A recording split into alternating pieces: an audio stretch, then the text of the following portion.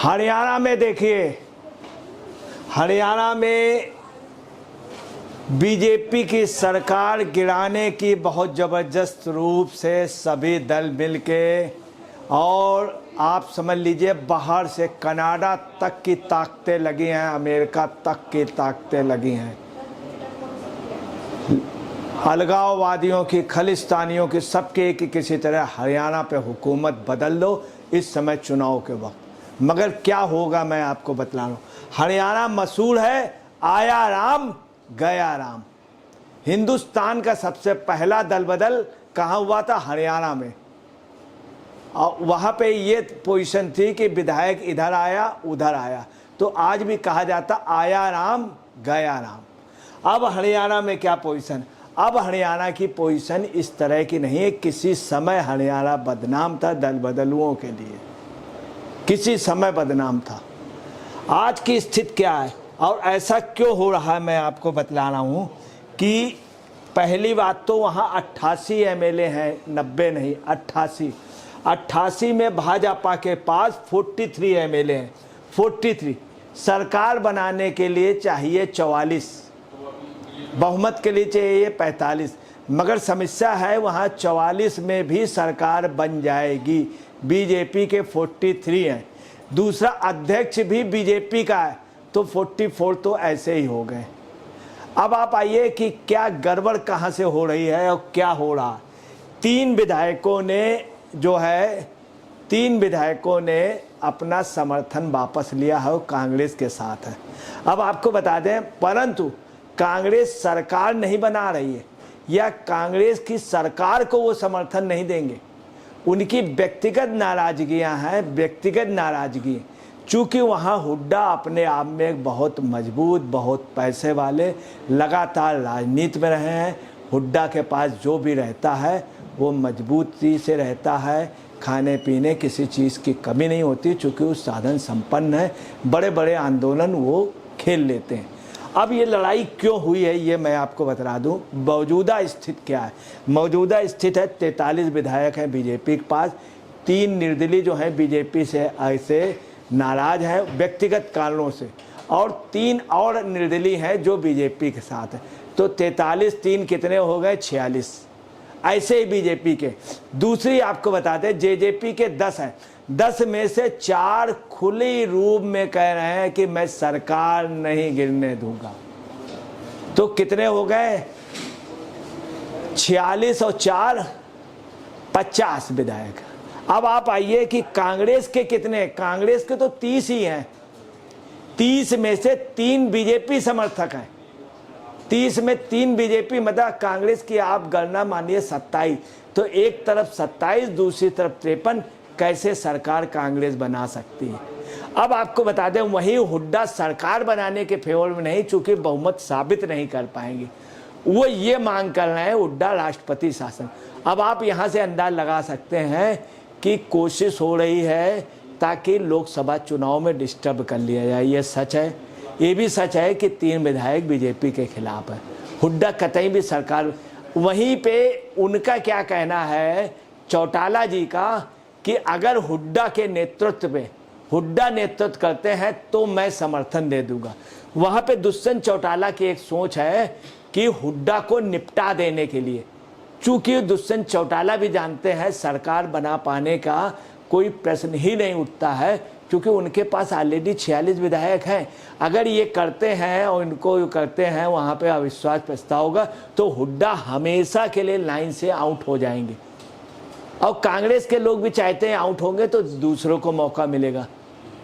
दुष्यंत चौटाला ने स्पष्ट कह दिया कि अगर वो सरकार बनाए तो, मगर दुष्यंत चौटाला, इसके अलावा हम आपको बता दें इनेलो का एक विधायक है जो कांग्रेस को कतई भी समर्थन करने को तैयार नहीं। एक विधायक वहाँ पे एक पार्टी का और है जो भी करने को तैयार नहीं, एचएलपी का एक विधायक है, वो भी कांग्रेस को सपोर्ट करने को तैयार नहीं है। इसके अलावा आपको बतला दें कि 10 विधायक सिर्फ हैं, 10 में से जो वो जेजेपी के 10 हैं, 10 में से 4 बीजेपी के समर्थन।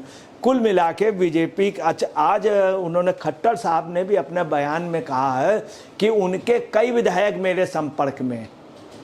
ये खट्टर साहब ने कहा। और उन्होंने खट्टर साहब ने ये भी कहा है कि ये बिज जो वहाँ के उप मुख्यमंत्री बिज थे, उन्होंने कहा है कि चूंकि 3 इंजन है वहाँ पे हरियाणा में, इसलिए सरकार गिरने या उसका कोई सवाल ही नहीं उठता है। नेक्स्ट उसमें बहुमत में आएगी बीजेपी विधानसभा में, अब 10 की 10 सीटें वहाँ पे लोकसभा में बीजेपी जीतेगी, ये बिज जी का कहना। बिज जी ने भी कहा कि वो 3 इंजन जो है, एक तो मोदी जी हैं, खट्टर साहब है और नायब सिंह सैनी है, नायब सिंह सैनी, ये 3 इंजन है। इसलिए सरकार ये इतने सक्षम है कि सरकार नहीं गिरेगी, मतदाता इनके साथ लोकसभा 10 जीतेंगे और विधायक 10। दूसरा, खट्टर साहब ने ये भी कहा है कि कई विधायक उनके हमारे संपर्क में हैं और उनकी सरकार बनाने की कोई प्रश्न ही नहीं उठता है, वो अपना घर संभालें। खट्टर साहब ने ये भी चेतावनी दी कि अपना घर संभालें, नहीं तो मैं ओपन कर दूंगा अभी, ये भी उन्होंने इशारा दिया। उनका साफ है कि उनके नेतृत्व में कांग्रेस के व अन्य दलों के कई विधायक जेजेपी के हैं और दूसरे दलों के हैं, इसलिए वो भी बेफिक्र हैं। उन्होंने एक चेतावनी भी दी है कि ऐसा ना हो कि ये नुकसान उठा जाए कांग्रेस अपने अस्तित्व के लिए। दूसरी आपको बताना है कि फॉर्मर सीएम के उन्होंने खट्टर साहब ने ये भी कहा है कि लोकसभा तो हम जीत ही रहे हैं, ऊपर से विधानसभा भी जीत रहे हैं और हमारी आदत हम लोगों की है कि हम लोग कोई भी दल बदल को बढ़ावा नहीं देना चाहते हैं, नहीं तो वहाँ पर कांग्रेस का एक गुट और जेजेपी का भी गुट हमारे साथ मिलने को तैयार है, परंतु हम जेजेपी को तोड़ने की नहीं कभी भी कोशिश करेंगे।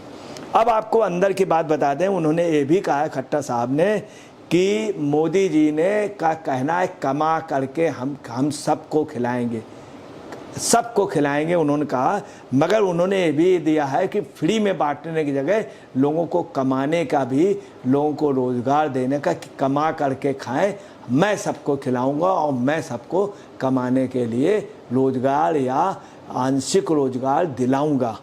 दूसरा, उन्होंने भी कहा लखपत दीदी बनाने की क्षमता सिर्फ मोदी ने है, मोदी ने ही लोगों को मकान दिए हैं और कांग्रेस अपना घर संभाले, हम पूर्ण बहुमत। अब कहानी क्या है आपको बता रहे हैं नायब सिंह जी, है क्या मैं आपको बता रहा हूँ कि सैनी समाज यूपी में, राजस्थान में, गुजरात में, हरियाणा में, पंजाब में बहुत अच्छी तादाद में, पश्चिमी उत्तर प्रदेश में महात्मा गांधी के आंदोलन में सबसे ज़्यादा सैनियों का योगदान रहा, मगर सैनियों को कभी भी राजनीतिक रूप पे कुछ भी नहीं दिया गया, कुछ भी नहीं दिया गया। चरण सिंह की बागपत पे जीत की वजह सिर्फ एक समाज था, सैनी समाज और जाट समाज।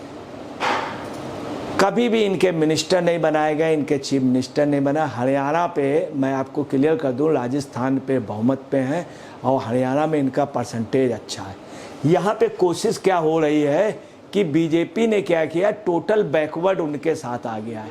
जानबूझ करके बीजेपी ने जेजेपी से लोकसभा में संबंध वो किए ताकि जाट वोट, सिखों वाले जो अभी पहलवानों वाला मामला हुआ और सिखों वाला मामला हुआ, तमाम मामलों से कुछ जाट जो था इनके खिलाफ था, मगर चरण सिंह को जब से इन्होंने दिया तो जाट इनके फेवर में हो गया। जानबूझ के जाट के अगेंस्ट में वहाँ पे सभी जातियाँ हरियाणा में, बीजेपी ने लगातार इसी चीज़ को कैश किया, इसी कारण जाट चीफ मिनिस्टर नहीं बनाया और बीजेपी इसीलिए जीत करके आ रही। अब वहाँ पे पोजीशन ये है कि जाट के अगेंस्ट में जितनी जातियां सब एक हो गई, सैनी टोटली एक हो गया है। चूंकि जाट वहाँ पे बहुत अधिक तादाद में नहीं है, सक्षम है, बाहुबली में सक्षम है, पैसे में सक्षम है, झगड़े में बहुत सक्षम है हर जगह, परंतु वहीं ये लड़ाई है यहाँ जनतंत्र की, वोट की। वोट में इस समय बीजेपी, इसीलिए सैनी वोटों ने डिसाइड कर लिया बैकवर्ड ने कि हम सब यूनाइट होकर के बीजेपी, ये इसलिए गिराना चाहते हैं चूंकि नायब सिंह सैनी बन गए। इधर आपको बताएं दुष्यंत चौटाला चूंकि जाट है, ये जाट है, इसलिए बीजेपी ने जानबूझ के जेजेपी को छोड़ा ताकि जाट कुछ इनके साथ चला जाए, कुछ इनेलो के साथ चला जाए, देवीलाल जी के सुपुत्र जी के फैमिली के साथ, कुछ दुष्यंत चौटाला के जेजेपी के साथ चला जाए, कुछ कांग्रेस में चला जाए, कुछ मेरे साथ आ जाए ताकि मुझे और वोट। इसका इतना ज़्यादा बुरा असर पड़ने जा रहा है कि जाट के अगेंस्ट में जितनी जातियां सब एक हो रही हैं कि सैनिक को ये लोग देखना नहीं चाहते और सैनिक की सरकार गिराना चाहते हैं। इस बात में टोटल पिछड़ा एक हो गया है। टोटल आप समझ लिए जाट के अगेंस्ट में, जाट की आबादी वहाँ बहुमत पे नहीं है, एक सबसे बड़ी ताजुब, मगर चूँकि ये मजबूत हैं इसलिए सत्ता में। अब जो भी कुछ हो, अध्यक्ष भी इनका है और कतई कोई सरकार गिरने की कतई कोई संभावना नहीं। जानबूझ के बीजेपी इस समय खामोश है कि ये मामला जितना उठेगा उतना जाटों के अगेंस्ट में जो है वो टोटल भाजपा के उसमें चला जाए।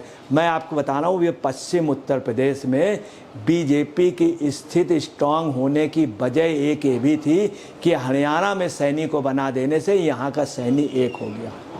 सबसे कम क्राइम पे, सबसे कम जमीन हथियाने पे, सबसे ज़्यादा उसमें सैनी समाज है, सैनी समाज, और वो यूनाइट है। दोस्तों नमस्कार, मैं अजय पत्रकार।